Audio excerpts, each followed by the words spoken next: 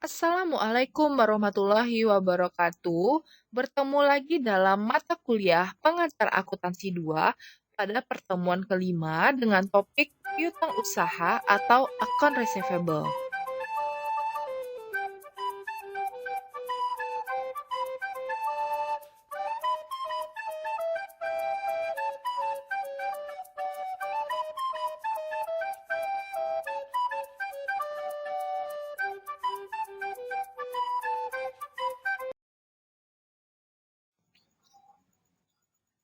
Sebelum kita masuk ke pembahasan piutang usaha, nah kita harus mengetahui dulu apa itu piutang dan klasifikasi dari piutang yang mana di dalamnya juga termasuk piutang usaha. Nah, sekarang apa sih itu piutang atau receivable?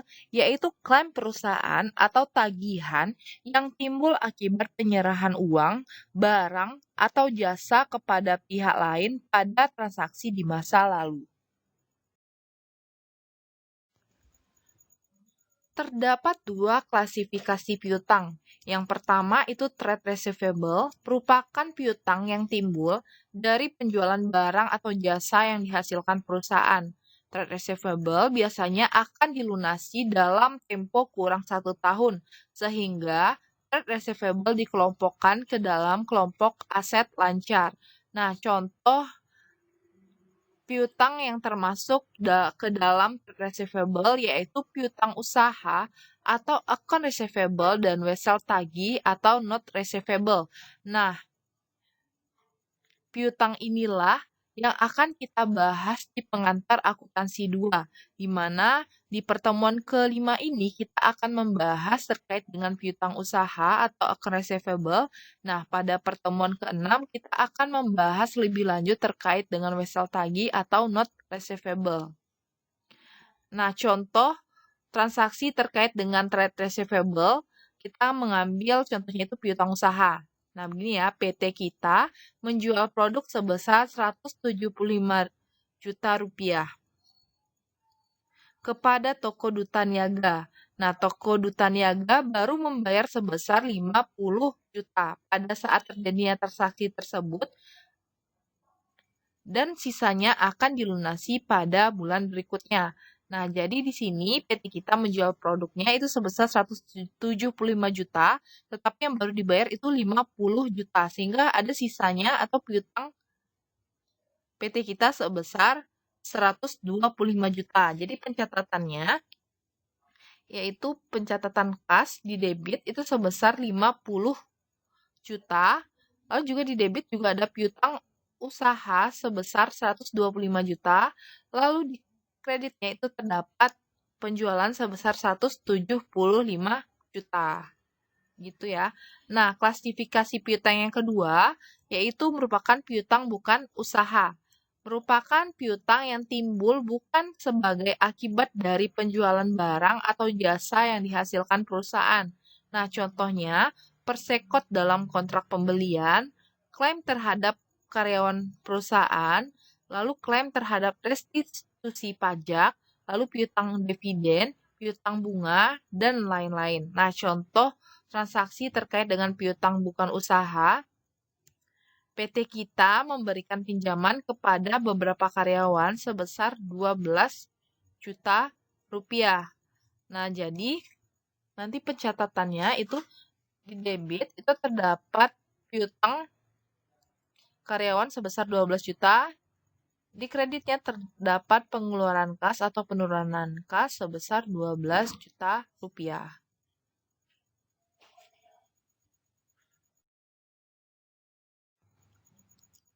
Sekarang kita masuk ke dalam pembahasan yang lebih mendalam terkait dengan piutang usaha. Nah, di mana kita membahas terlebih dahulu bagaimana sih pencatatan dari piutang usaha, yaitu dicatat dan diakui sebesar nilai realisasi bersih atau lebih mudah dimengerti jumlah yang diharapkan dapat ditagih. Itu yang dimaksud dengan nilai realisasi bersih yang merupakan dapat dicari dari jumlah bruto piutang usaha yang merupakan nilai jatuh tempo, lalu dikurangi dengan taksiran jumlah yang tidak akan diterima. Jadi di sini piutang usaha dicatat dan diakui itu sebesar jumlah yang diharapkan dapat ditagih.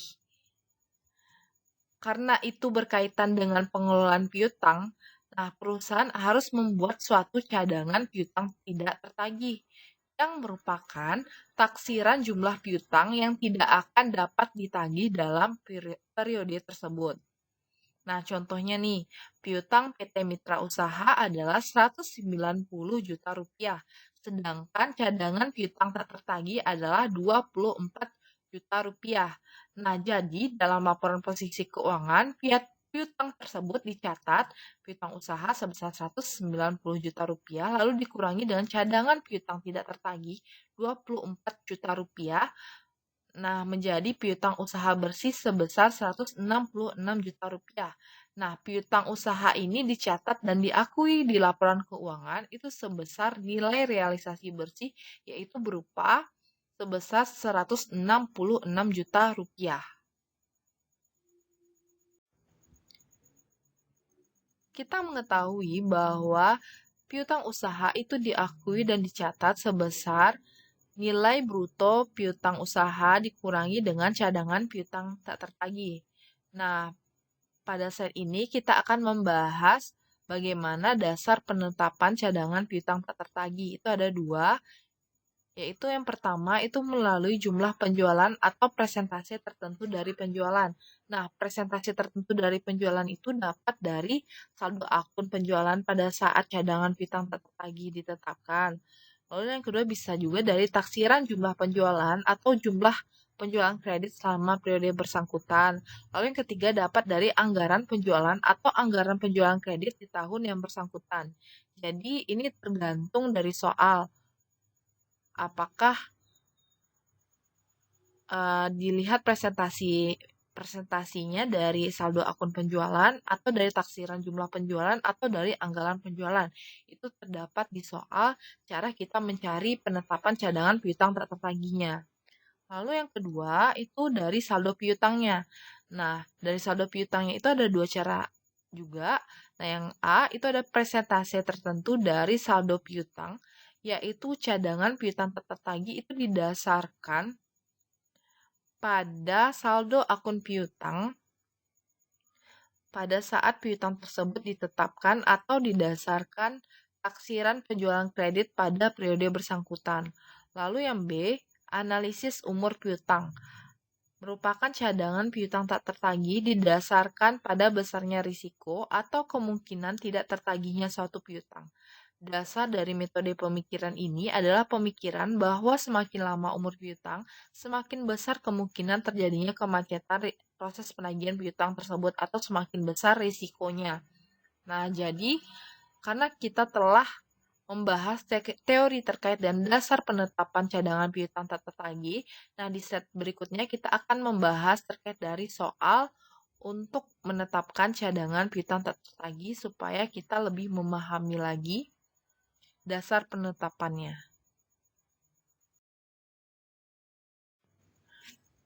Nah, berikut soal penetapan cadangan piutang tak tertagih. Pada akhir tahun 2012, angkutan PT Mitra Usaha melaporkan saldo beberapa akun sebagai berikut. Piutang usaha sebesar 190 juta rupiah, penjualan sebesar 4 miliar 200 juta rupiah, penjualan kredit sebesar 2 miliar 400 juta rupiah, sedangkan dari buku pembantu diketahui saldo piutang terdiri dari piutang kepada beberapa pelanggan serta tanggal terjadinya transaksi penjualan kredit oleh para pelanggan sehingga dapat diketahui umur dari setiap piutang per 31 Desember 2012. Ini ya dapat kita lihat di tabelnya. Tanggal transaksi itu 9 Oktober 2012, nama pelanggan Toko Jaya itu dia memiliki piutang sebesar 42 juta rupiah. Lalu tanggal transaksi 25 Oktober 2012, nama pelanggan Toko Eka, jumlah piutangnya kepada PT Mitra Usaha itu sebesar 19 juta rupiah. Lalu tanggal 11 November 2012, nama pelanggan Toko Pesona jumlah piutangnya 32 juta rupiah. Lalu yang keempat itu 27 November itu terjadi piutang Toko Duta sebesar 21 juta rupiah. Lalu yang kelima 4 Desember 2012 itu adanya piutang dari Toko Suara berjumlah 29 juta rupiah. Lalu 18 Desember 2012 itu ada piutang dari Toko Merah sebesar 25 juta rupiah. Lalu yang terakhir itu 22 Desember 2012 itu adanya piutang Toko Damai sebesar 22 juta rupiah. Nah, total semua piutang itu 190 juta rupiah. Nah, kemungkinan tidak tertagihnya piutang tersebut adalah 1% untuk umur piutang 1-15 hari. Lalu 3% untuk umur piutang 16-30 hari. Lalu 5% untuk umur piutang 31-45 hari. Lalu 10% untuk umur 46-60 hari. Dan 20% untuk piutang yang berumur lebih dari 60 hari. Berdasarkan data tersebut, jika awal tahun 2013 PT Mitra Usaha menetapkan cadangan piutang tak tertagih, maka buatlah jurnal berdasarkan yang A 1% dari total penjualan kredit, yang B 10% dari total piutang usaha, dan C analisis umur piutang. Nah, kita menjawab jawaban yang A dulu, yaitu buatlah jurnal jika presentasi dari cadangan piutang tak tertagih itu sebesar 1% dari total penjualan kredit. Nah, jadi kita cari cadangan piutang tak tertagih sama dengan 1% dari total penjualan kredit. Nah, di mana di soal, di set sebelumnya itu didapatkan bahwa total penjualan kredit itu sebesar 2 miliar 400 juta.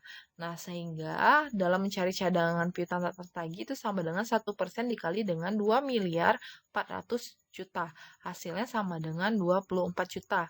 Sehingga dalam pencatatannya, yaitu dicatat beban piutang tak tertagih sebesar 24 juta, di debit, di kreditnya itu ada cadangan piutang tak tertagih sebesar 24 juta. Lalu kita masuk yang ke B, jika presentasi dari cadangan piutang tak tertagih itu sebesar 10% dari total piutang usaha. Nah, di mana kita ketahui bahwa total piutang usaha itu didapatkan di soal sebesar 190 juta rupiah. Jadi, dalam mencari cadangan piutang tak tertagih yang B, yaitu cadangan piutang tak tertagih sama dengan 10% dikali dengan total piutang usaha. Jadi 10% dikali dengan 190 juta rupiah. Hasilnya 19 juta rupiah. Nah, dalam pencatatannya itu sama dengan yang A, yang bedanya itu nominalnya saja. Jadi di debit itu ada beban piutang tak tertagih itu sebesar 19 juta. Lalu di kreditnya itu ada cadangan piutang tak tertagih itu sebesar 19 juta.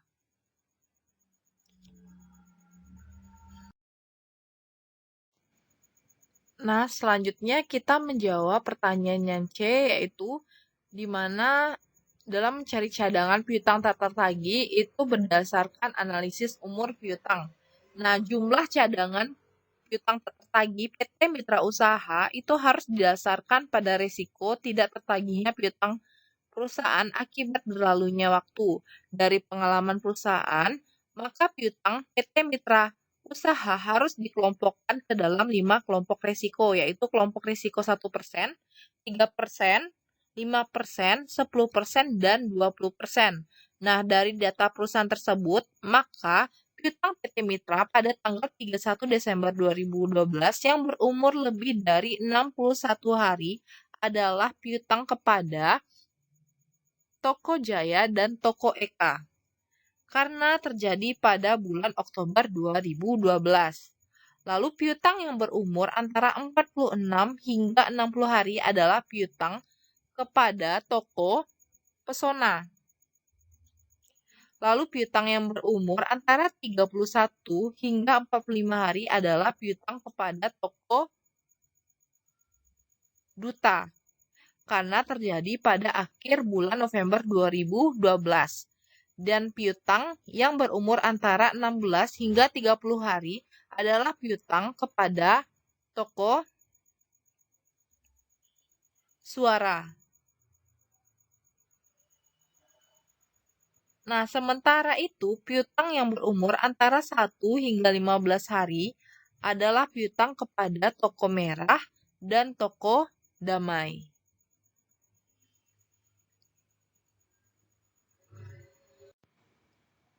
Nah, piutang yang telah dikelompokkan berdasarkan analisis umur piutang lalu dijumlahkan per kolom berarti. Jadi di sini jumlah piutang untuk umur piutang 1 sampai 15 hari itu dari piutang kepada toko merah dan toko damai itu sebesar 47 juta. Lalu untuk umur piutang 16 sampai 30 hari itu jumlah piutangnya dari toko suara itu sebesar 29 juta. Lalu umur piutang dari 31 sampai 45 hari, nah jumlah piutangnya itu 21 juta. Yang merupakan piutang toko duta. Lalu jumlah piutang untuk 46 sampai 60 hari itu merupakan piutang toko pesona sebesar 32 juta.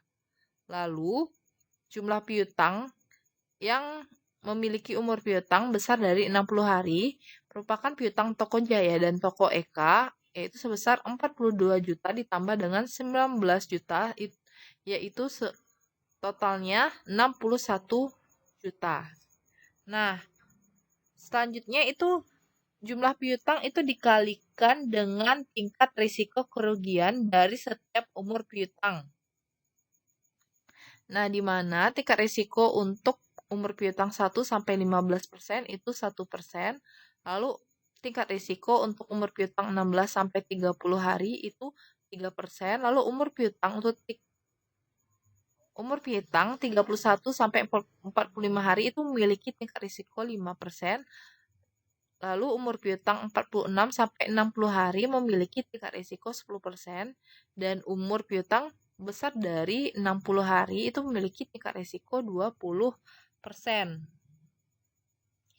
Nah, setiap kelompok tersebut akan menghasilkan jumlah taksiran cadangan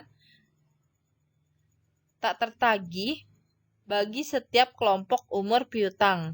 Nah, kemudian setiap kelompok cadangan piutang tak tertagih itu dijumlahkan sehingga menghasilkan jumlah taksiran piutang yang tidak dapat ditagih pada periode bersangkutan. Jadi jumlahkan semuanya, total cadangan piutang tak tertagih itu 470.000 ditambah 870.000 ditambah 1 juta, 50.000 ditambah 3 juta 200.000 lalu ditambah dengan 12.200.000 itu hasilnya jumlah cadangan piutang tak tertagih sebesar 17.790.000. Nah, maka dari itu dibuatlah jurnalnya. Nah, nama akun dari jurnal itu sama seperti yang ada untuk jawaban yang A dan B, tetapi nominal saja yang berbeda. Jadi di debit itu terdapat beban piutang tak tertagih itu sebesar 17.790.000. Lalu di kreditnya itu terdapat cadangan piutang tak tertagih sebesar 17.790.000.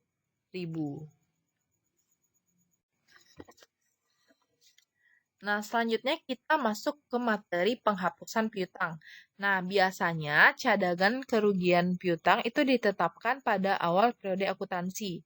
Nah, cadangan kerugian piutang merupakan suatu taksiran besarnya piutang yang tidak dapat ditagih pada suatu periode akuntansi.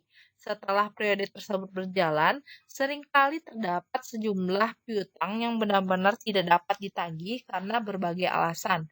Piutang yang jelas-jelas tidak dapat ditagih karena debitornya lari, meninggal, bangkrut, atau sebab lainnya harus dihapus dan dari saldo piutang. Nah, untuk menghapus saldo piutang, terdapat dua metode yang bisa digunakan. Yang pertama, yaitu menggunakan metode cadangan piutang tak tertagih. Jadi, kan pada awal periode itu kita telah membuat metode cadangan piutang tak tertagih seperti yang telah kita bahas di slide sebelumnya, yaitu adanya di debit itu beban piutang tak tertagih, lalu di kreditnya itu ada cadangan piutang tak tertagih. Nah, sehingga saat melakukan penghapusan piutang, pada metode cadangan piutang tertagih itu misalnya pada 4 April itu dilakukan penghapusan piutang, jadi jurnalnya itu di debit, itu ada cadangan piutang tertagih, lalu di kreditnya itu ada piutang.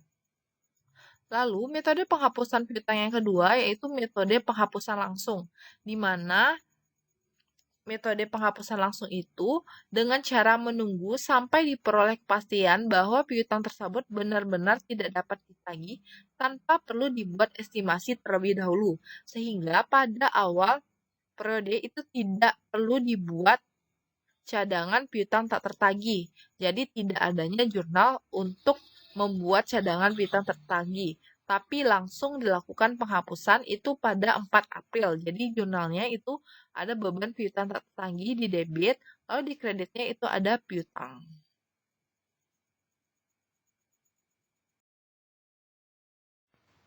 Nah, berikut contoh soal metode penghapusan piutang. Pada 1 Januari 2012, PT Mitra Usaha telah menetapkan cadangan piutang tak tertagih sebesar 24 juta. Pada tanggal 15 April 2012, diperoleh kepastian bahwa piutang kepada toko Eka tidak dapat ditagih karena toko tersebut bangkrut. Manajemen PT Mitra Usaha memutuskan bahwa piutang sebesar 19 juta itu akan dihapuskan. Buatlah A jurnal yang diperlukan tanggal 1 Januari dan 15 Januari menggunakan metode cadangan piutang tak tertagih dan metode penghapusan langsung. B. Berapa saldo piutang bersih PT Mitra Usaha pada tanggal 15 April setelah penghapusan piutang dengan dua metode tersebut. Diketahui saldo piutangnya 150 juta.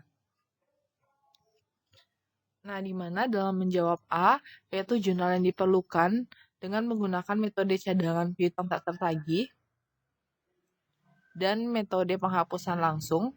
Nah, kita sekarang membahas yang metode cadangan piutang tak tertagih dulu. Jadi kita bahas tanggal 1 Januari. Nah, tanggal 1 Januari karena ini menggunakan metode cadangan piutang tak tertagih yang dilakukan pada awal periode itu melakukan eh, penentuan cadangan piutang tak tertagih. Sehingga pada tanggal 1 Januari itu dibuat eh, jurnalnya pada debit itu ada beban piutang tak tertagih sebesar 24 juta rupiah. Lalu di kreditnya ada cadangan piutang tak tertagih sebesar 24 juta rupiah. Nah, lalu dibuatlah tanggal 15 bahwa tanggal 15 April itu diketahui bahwa dilakukan penghapusan piutang tak tertagih tersebut karena diketahui pemilik dari piutang, yaitu berupa toko Eka, itu tidak dapat ditagih piutangnya karena toko tersebut bangkrut. Sehingga dilakukanlah penghapusan piutang. Nah, jurnalnya itu pada 15 April ada cadangan piutang tak tertagih sebesar 19 juta, lalu di kreditnya itu ada piutang usaha. Jadi dihapuskanlah piutang usaha sebesar 19 juta. Nah, kita lanjut untuk menjawab pertanyaan yang A untuk metode penghapusan langsung. Nah, gimana karena ini merupakan metode penghapusan langsung, jadi tidak dibuat dulu pada awal periode itu cadangan piutang tak tertagih. Jadi pada tanggal 1 Januari itu tidak ada jurnalnya. Jadi langsung dibuat penghapusan langsungnya pada tanggal 15 April. Jadi nanti pada tanggal 15 April itu di debitnya ada beban piutang tak tertagih sebesar 19 juta yang dihapuskan. Nah, lalu di kreditnya ada piutang usaha sebesar 19 juta.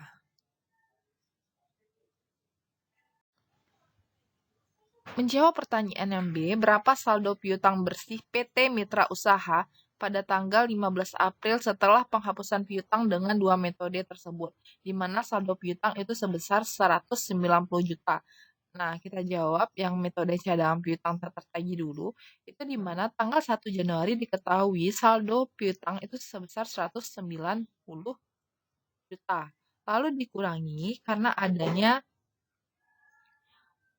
jurnal untuk mencadangkan piutang tak tertagih, sehingga kita kurangi piutang dengan cadangan piutang tak tertagih itu sebesar 24 juta. Sehingga hasil dari piutang bersihnya sebesar 166 juta rupiah. Nah, kalau metode penghapusan langsung pada tanggal 1 Januari, karena tidak adanya jurnal untuk mencadangkan piutang tak tertagih, sehingga saldo dari piutangnya itu tetap piutangnya 190 juta karena tidak adanya jurnal untuk mencadangkan piutang tak tertagih, jadi 0, hasilnya piutang bersihnya tetap 190 juta. Lanjut ke ini untuk metode penghapusan langsung. Kita balik lagi ke metode cadangan piutang tak tertagih untuk tanggal 15 April. Nah, karena tanggal 15 April itu ada jurnal penghapusan piutang, di mana pada sisi kreditnya itu ada piutang usaha sebesar 19 juta. Jadi pada tanggal 15 April itu saldo dari piutang itu berkurang dari 190 juta dikurangi dengan 19 juta. Hasilnya saldo piutang itu 171 juta. Nah, selanjutnya juga untuk cadangan piutang tak tertagih tanggal 15 April, di mana pada 1 Januari itu diketahui cadangan piutang tak tertagihnya sebesar 24 juta. Karena pada tanggal 15 April itu dilakukan jurnal penghapusan piutang, di mana cadangan piutang tak tertagihnya berada di kredit. Nah, jadi kita hapuskan yang jurnal 1 Januari itu cadangan piutang tak tertagihnya di kredit sebesar 24 juta dikurangi dengan cadangan piutang tak tertagih di debit pada tanggal 15 April 19 juta. Jadi saldo dari cadangan piutang tak tertagihnya itu sebesar 5 juta. Itu ya cadangan piutang tak tertagihnya sebesar 5 juta. Jadi piutang bersih untuk tanggal 15 April 171 juta dikurangi dengan 5 juta, hasilnya piutang bersih 166 juta. Gitu ya. Lalu untuk metode penghapusan langsung, di mana diketahui di jurnal 15 April itu ada jurnal, ada piutang usaha di debit, di kredit, itu sebesar 19 juta, jadi langsung saja kita kurangkan saldo dari piutang usaha, itu sebesar 190 juta dikurangi dengan 19 juta pada tanggal 15 April, hasilnya 171 juta.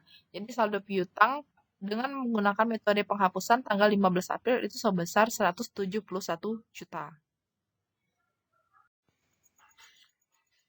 Nah, teori selanjutnya yang akan kita bahas yaitu terkait dengan penerimaan kas atas penghapusan piutang.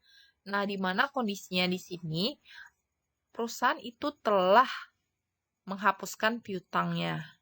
Tetapi ternyata piutang yang telah dihapuskan tersebut itu telah berhasil ditagih oleh perusahaan, sehingga yang awalnya dihapuskan itu dimunculkan kembali atas penerimaan kas yang ada.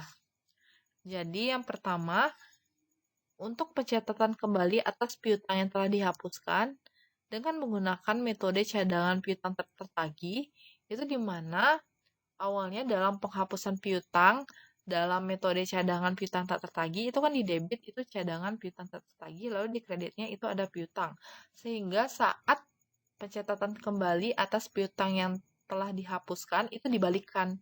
Jadi di debit itu piutang, lalu dimunculkan kembali piutang yang telah dihapuskan di debit, lalu di kreditnya itu ada cadangan piutang tak tertagih. Jadi yang awalnya cadangan piutang tak tertagih itu di debit pada saat penghapusan piutang, lalu saat pencatatan kembali atas piutang yang telah dihapuskan itu berada di kredit.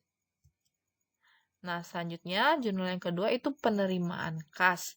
Nah, penerimaan kas atas piutang itu pencatatannya biasa kas di debit, lalu di kreditnya itu ada piutang. Lalu untuk metode yang kedua itu metode penghapusan langsung. Nah, di mana caranya juga sama. Jadi, di mana di saat penghapusan piutang, jika dia ada di debit, maka saat pencatatan kembali atas piutang yang telah dihapuskan, dia berada di kredit. Begitu sebaliknya.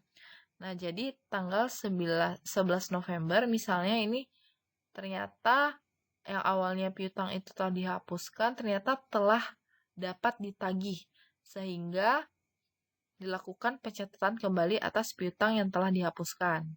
Nah, di mana saat penghapusan piutang itu pencatatannya dengan metode penghapusan langsung itu di debit ada beban piutang tak tertagih, lalu di kreditnya itu ada piutang. Sehingga saat pencatatan kembali atas piutang yang telah dihapuskan itu dibalikan. Di mana di debitnya itu ada piutang, lalu di kreditnya itu ada beban piutang tak tertagih. Selanjutnya itu jurnal yang kedua sama dengan jurnal yang ada pada metode cadangan piutang tak tertagih, lalu terhadap penerimaan kas, di mana debitnya itu ada kas, di kreditnya itu ada piutang.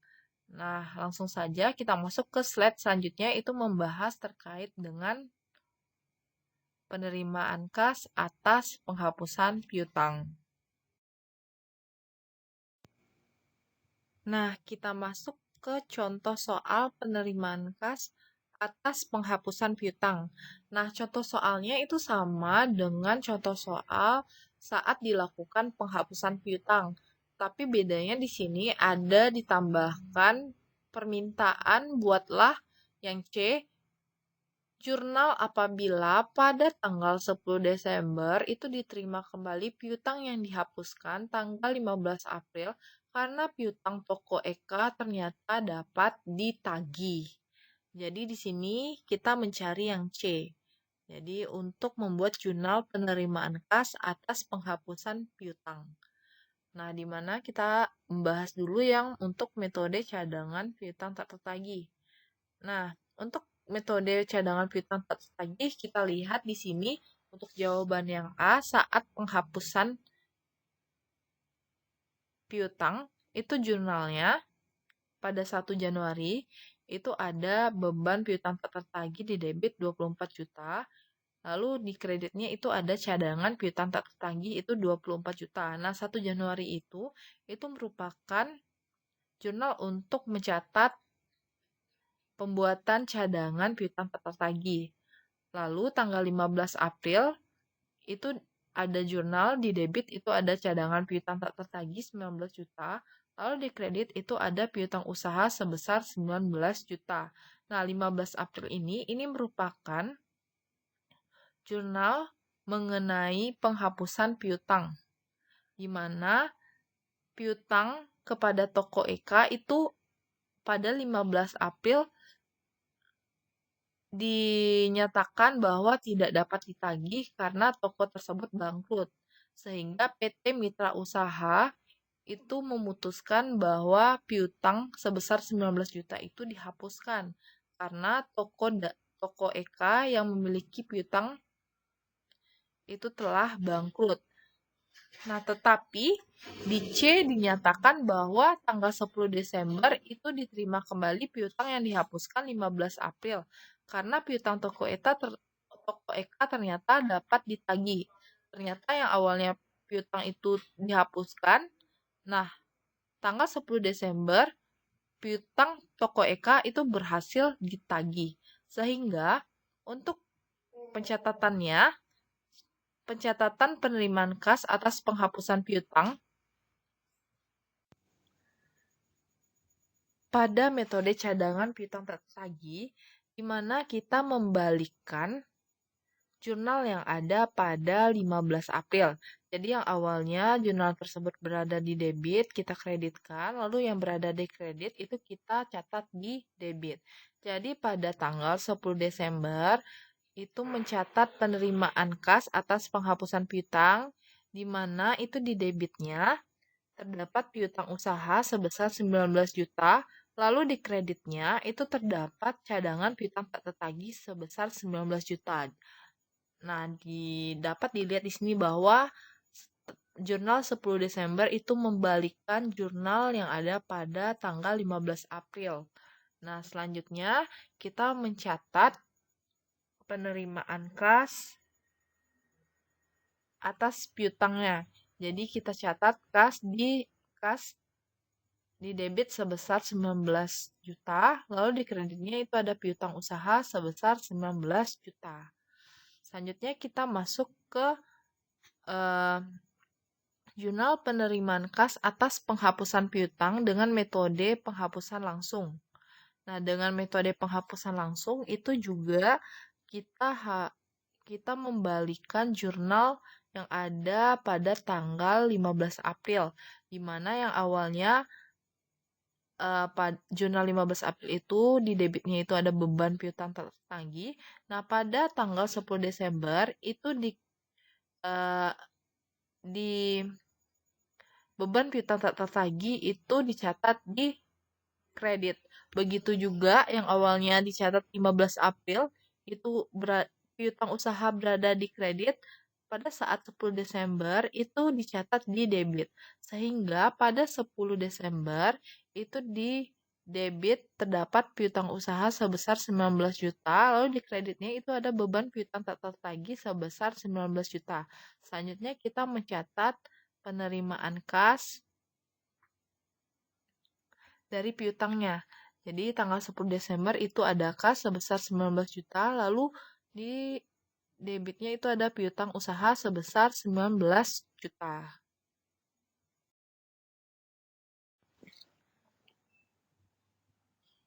Sekian dulu pertemuan kita pada hari ini.